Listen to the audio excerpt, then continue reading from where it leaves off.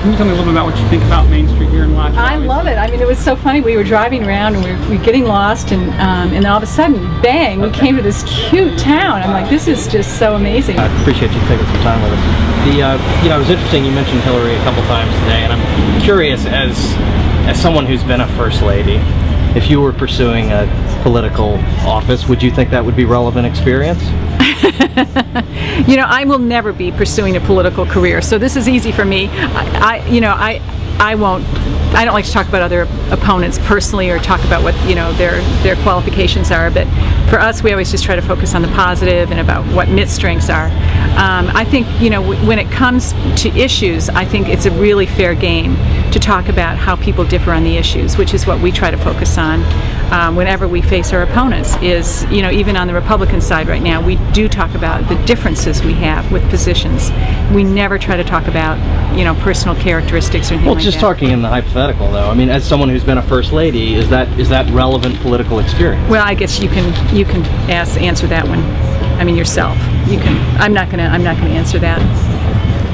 I wanted to ask you a little bit about you mentioned bites of key lime. You mentioned MS in there, and have you had any back and forth about whether to bring that up in the campaign, and how do you see it as relevant? Talk about it a lot. Just because I see my role as being symbolic in some ways, and I think I like people to see that people with MS have very functioning normal lives, and that there are things that a lot of people have to overcome in life, and I hope that it will be a positive example for those that are struggling with things. And there's another candidate's wife that's struggling as well, as you know, Elizabeth Edwards, and she and I talk, and we share stories, and we share friendships, and sort of deep affection for each other as well, because recognize that both of us are facing personal struggles, and yet, you know, life goes on, and I think it's important for people to see that.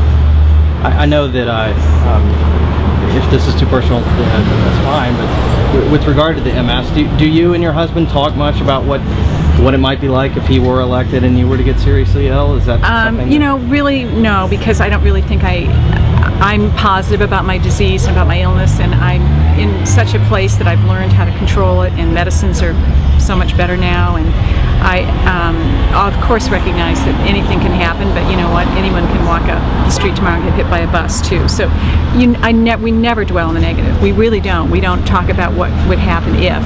I just always try to do everything I can to stay healthy and strong. Last question. There were some stories months back about you having made some contributions to Planned Parenthood.